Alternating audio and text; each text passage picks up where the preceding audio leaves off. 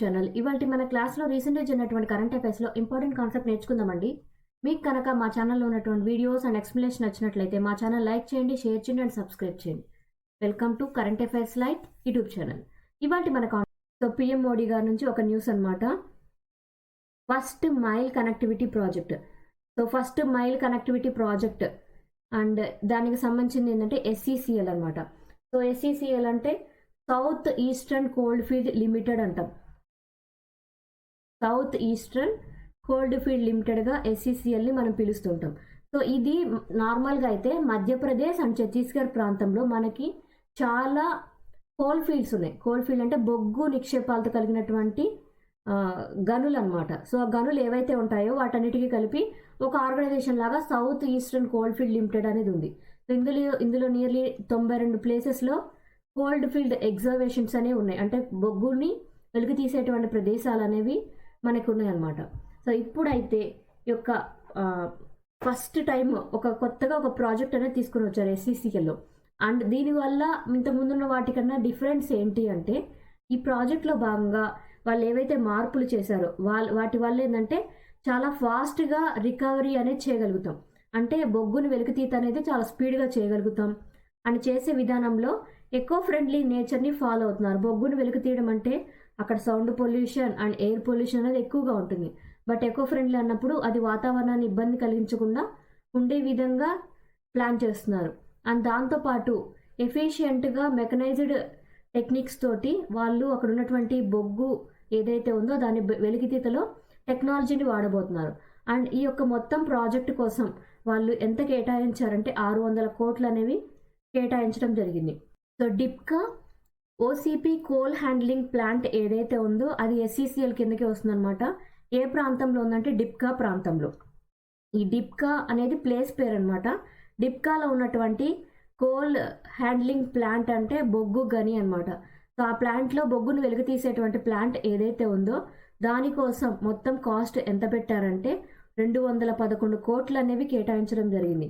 ఇది ఛత్తీస్గఢ్ ప్రాంతంలో ఉందన్నమాట. అండ్ దాంతోపాటు ఇంకా కొన్ని ప్రాజెక్టులు కూడా రాబోతున్నాయి. చాల్ ప్రాంతం అండ్ బరోడ్ ప్రాంతంలో కూడా రాబోతున్నాయి. ఇవి ఛత్తీస్గఢ్ అండ్ మధ్యప్రదేశ్లో ఉన్నటువంటి కొన్ని కోల్ ఫీల్డ్స్ అనమాట. ఇక్కడ కూడా నేచర్ని డిస్టర్బ్ చేయకుండా ఎకో ఫ్రెండ్లీ ప్రాజెక్టులుగా బొగ్గు గనిని వెలికి తీయడమే ప్రధాన లక్ష్యంగా తీసుకున్నారు. మొత్తం ప్రాజెక్ట్ కాస్ట్ అయితే 600 కోట్లుగా ఉన్నప్పుడు ఈ యొక్క ఓసీపీ అంటే నథింగ్ బట్ డిప్కా దగ్గర ఉన్నటువంటి ప్లాంట్ ఏదైతే ఉందో దానికోసం 211 కోట్లు పెట్టారు. సో ఓసీపీ అంటే ఏం లేదు, ఓపెన్ క్యాస్ట్ అనమాట. ఓసీపీ అంటే open cast project. And under ground project ఉంటుంది. అండర్ గ్రౌండ్ మిక్స్డ్ ఒక రకం ఉంటుంది. సో ఇవన్నీ టైప్స్ అనమాట. అంటే బొగ్గు గనుల్లో టైప్స్. అండర్ గ్రౌండ్ అంటే కంప్లీట్గా భూమి లోపలికి స్ట్రైట్గా లోపలికి తవ్వి అక్కడ నుంచి బయటకు తీస్తారనమాట వెలికి తీసేటప్పుడు. అండ్ ఓపెన్ కాస్ట్ అంటే ఇది కొంచెం వెలుతురుతోటి వాలుగా ఉండే విధంగా లోపలికి వెళ్ళే విధంగా ఉంటుంది.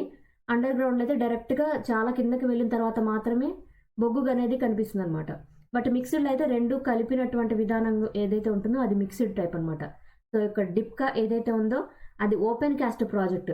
ఇందులో వెలికి తీసేటప్పుడు కూడా వాళ్ళు చాలా ఈజీగా ఉంటుంది అనమాట. ఓపెన్ కాస్ట్ ప్రాజెక్టులు ఏంటంటే కెపాసిటీ అనేది ఎక్కువగా ఉంటుంది, కొంచెం గాలి ఆడడం అనేది ఉంటుంది, కొంచెం టెంపరేచర్స్ కూడా తక్కువగా ఉంటాయి, అండ్ వెలికి తీయడం కూడా కొంచెం ఈజీగా ఉంటుంది అనమాట. అండ్ ఓపెన్ కాస్ట్ ప్రాజెక్ట్లో కనుక ఏదైనా ప్రమాదాలు జరిగినప్పుడు వాళ్ళని కాపాడడం కూడా ఈజీగా జరుగుతుంది. బట్ అండర్ గ్రౌండ్ ప్రాజెక్ట్స్ ఏవైతే ఉంటే అక్కడ కనుక ఏదైనా ప్రమాదం జరిగితే కాపాడడం కష్టం అవుతూ ఉంటుందన్నమాట. మనం చాలాసార్లు చూస్తూనే ఉంటాం. ఇక్కడ ఉన్నటువంటి డిప్కా ప్రాజెక్ట్ ఏదైతే ఉందో దాని యొక్క టోటల్ కెపాసిటీ ఎంత ఉంటుందంటే 25 మిలియన్ టన్స్ అనమాట. సో 25 మిలియన్ టన్స్ అంటే ఇంత బొగ్గుని వాళ్ళు వెలికి తీసగలిగేటువంటి సామర్థ్యము ఇక్కడ ఉన్నటువంటి ప్లాంట్లో వాళ్ళకి ఉంటుంది. అశోక్ సారఫ్. సో అశోక్ సారఫ్ గారికి మహారాష్ట్రకి చెందినటువంటి అవార్డు అనేది రావడం జరిగింది. మన దేశంలో పద్మభూషణ్, పద్మవిభూషణ్ ఇట్లా అవార్డులు మనం చూస్తున్నాం. అదేవిధంగా మహారాష్ట్ర గవర్నమెంట్ వాళ్ళు ఆ రాష్ట్రంలో మహారాష్ట్ర భూషణ్ అవార్డు అనేది ఇవ్వడం జరిగింది. ఈయన ఒక యాక్టర్ అనమాట. ఈ యాక్టర్ చాలా మరాఠీ ఫిలిమ్స్లో నటించడం జరిగింది. నియర్లీ 250 కన్నా ఎక్కువ మరాఠీ ఫిల్మ్స్లో ఈయన నటించారనమాట. అండ్ ఆయన కామెడీ యాక్టర్, చాలా బాగా చేస్తూ ఉంటారు. అందువల్లే 2023కి సంబంధించినటువంటి మహారాష్ట్ర భూషణ్ అవార్డు ఏదైతే ఉందో అది ఆ రాష్ట్రానికి సంబంధించి హైయెస్ట్ సివిలియన్ అవార్డుగా వాళ్ళు పరిగణిస్తూ ఉంటారు. ఆ అవార్డు అనేది అశోక్ సారఫ్ గారికి ఇవ్వడం జరిగింది. అండ్ ఈ యొక్క అవార్డుతో పాటు ఆయనకి 25 లక్షల ప్రైజ్ మనీ అండ్ దాంతోపాటు ఒక మెడల్ అనేది బహుకరించడం జరుగుతుంది. ఈ అవార్డు ప్రధానోత్సవం ఎవరు చేశారంటే చీఫ్ మినిస్టర్ ఏక్నాథ్ షిండే గారు అండ్ డిప్యూటీ మినిస్టర్ అయినటువంటి దేవేంద్ర ఫడ్నవీస్ గారు ఈ అవార్డు అనేది బహుకరించడం జరిగింది. So Maharashtra MSME defence expo అనేది నిర్వహించడం జరిగింది. డిఫెన్స్ అంటే మనకు తెలుసు రక్షణ శాఖ. సో రక్షణ శాఖకి సంబంధించినటువంటి ఏవైతే ఆర్మ్డ్ ఉంటాయో, అంటే అక్కడ ఉన్నటువంటి గన్స్ అయినా, వెపన్స్ అయినా, మిసైల్స్ అయినా ఏవైతే ఉంటాయో వాటిని ప్రజల యొక్క సందర్శనార్థం ఉంచడమే ఎక్స్పో అనమాట. సో ఇక్కడ మహారాష్ట్రలో ఎంఎస్ఎంఈ డిఫెన్స్ ఎక్స్పో అనేది నిర్వహించడం జరిగింది. అండ్ ఇది ఒక 3 రోజుల పాటు జరిగినటువంటి డిఫెన్స్ ఎక్స్పో అనమాట. ఇందులో ఏంటంటే international exhibition and convention centre ఎక్కడ జరిగింది అండ్ ఇది ఎక్కడ అంటే పూణేలో అనమాట. సో పూణేలో ఉన్నటువంటి మోషి అనేటువంటి ప్లేస్లో ఒక కన్వెన్షన్ సెంటర్ అనమాట. అక్కడ ఈ యొక్క ఎగ్జిబిషన్ అనేది నిర్వహించడం జరిగింది. అండ్ ఈ ఎక్స్పోలో భాగంగా ఏంటంటే మన దేశంలో ఉన్నటువంటి ఆర్మ్డ్ ఫోర్సెస్లో ఉన్నటువంటి ఏవైతే వెపన్స్ ఉన్నాయో అవి, డిఫెన్స్కి సంబంధించినటువంటి రక్షణ శాఖకు సంబంధించినటువంటి యూనిట్స్ ఏవైతే ఉన్నాయో అవి, అండ్ ఆర్డినెన్స్ ఫ్యాక్టరీస్కి సంబంధించినటువంటి వెపన్స్ ఏవైతే గన్స్, బుల్లెట్స్ ఇట్లాంటివి ఏవైతే ఉంటాయో వాటన్నిటిని సందర్శన కోసం ఉంచుతారనమాట. అండ్ ఐఏఎఫ్ వాళ్ళకి సంబంధించినటువంటివి అంటే ఇండియన్ ఎయిర్ ఫోర్స్కి సంబంధించినటువంటి సమార్ 2 ఒకటి అండ్ ఆకాష్ మిస్సైల్ ఒకటి. ఆకాష్ మిస్సైల్ అంటే సర్ఫేస్ టు ఎయిర్ వెపన్ అనమాట. ఈ మిస్సైల్ని కూడా సందర్శనం కోసం ఉంచారు. అండ్ డిఆర్డిఓకి చెందినటువంటి Pinaka and multi barrel rocket launcher ఒకటి ఇందులో పెట్టారు వాళ్ళు చూడడానికి. అండ్ మౌంటెడ్ గన్ ఏదైతే ఉందో దాన్ని కూడా ఈ ఎక్స్పోలో డిస్ప్లే చేయడం జరిగింది. సో ఇక్కడ మహారాష్ట్ర ఎంఎస్ఎంఈ డిఫెన్స్ ఎక్స్పో ఎక్కడ జరిగింది అంటే పూణేలో జరిగింది. సో పూణేలో ఉన్నటువంటి మోషే ప్రాంతంలో డిఫెన్స్ ఎక్స్పో అనేది నిర్వహించడం జరిగింది. వియత్నాం దేశం అనేది న్యూస్లో వచ్చిందనమాట హైలైటెడ్గా. ఎందుకంటే ప్రతి దేశం కూడా ఇప్పుడు ఆల్టర్నేటివ్ ఎనర్జీ సోర్సెస్ వైపు చూస్తుంది. సో ఆల్టర్నేటివ్ ఎనర్జీ సోర్సెస్ అంటే మనం సోలార్ ఎనర్జీ మీద ఎలా డిపెండ్ అవ్వాలనుకుంటున్నామో అదేవిధంగా ఎనర్జీ జనరేషన్ కోసం ఒక్కొక్క దేశం ఒక్కో విధంగా పాటుపడుతుంది అనమాట. సో వియత్నాం వాళ్ళైతే హైడ్రోజన్ ఎనర్జీ మీద వాళ్ళు ఇక మీదట డిపెండ్ అవబోతున్నారు. అందులో భాగంగా ఏంటంటే వచ్చే సంవత్సరం వచ్చే 5 ఏళ్ల సంవత్సరంలో 1,00,000 నుంచి 5 లక్షల మెట్రిక్ టన్ హైడ్రోజన్ అనేది ప్రొడ్యూస్ చేయడానికి వాళ్ళు ట్రై చేస్తున్నారు. ఎప్పటికల్లా అంటే 2030 కల్లా ఈ యొక్క ఎనర్జీ ట్రాన్సిషన్ అనేది చేయబోతున్నారు. అంటే ఎనర్జీ జనరేషన్ కోసం ఎలక్ట్రిసిటీ జనరేషన్ అవ్వచ్చు లేదా ఇంకొక రకంగానైనా మనకి శక్తి ఉత్పాదన చేయాలి అంటే వాళ్ళు హైడ్రోజన్ని ఆల్టర్నేటివ్గా తీసుకున్నారు. సో హైడ్రోజన్ని ఆల్టర్నేటివ్గా తీసుకొని 2030 కల్లా కూడా 1,00,000 నుంచి 5 లక్షల టన్నుల కెపాసిటీతో హైడ్రోజన్ ఉత్పత్తి చేసేటువంటి విధంగా వాళ్ళు ప్లాన్ చేసుకోవడం జరిగింది. సో ఇది ఏ విధంగా అంటే వాళ్ళు ఆ దేశానికి సంబంధించినటువంటి ప్లాన్స్ తోటి హైడ్రోజన్ డెవలప్మెంట్ స్ట్రాటజీ అనేది తీసుకొని వచ్చి ప్రతి మంత్ కూడా దానికోసం ప్లాన్ చేస్తూ వస్తున్నారు.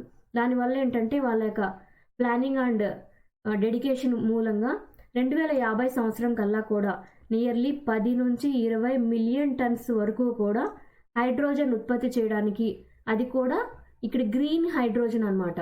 గ్రీన్ హైడ్రోజన్ అంటే ఎన్విరాన్మెంట్ పొల్యూషన్కి గురి కాకుండా ఎన్విరాన్మెంట్ని కాపాడేటువంటిదే గ్రీన్ హైడ్రోజన్ అంటాం.